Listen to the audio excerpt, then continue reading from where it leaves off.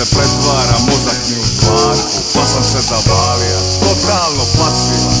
Slušam Marlija, jadač koji je masivan. Podmaju ti se zavuka. Ma neka pauka stari, ništa mi neće ovaj dan pokvari.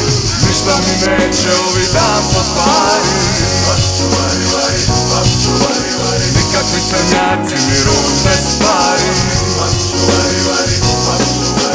Ništa mi neće ovaj dan pokvari. Ni lupeži barbari, ni glupi političari.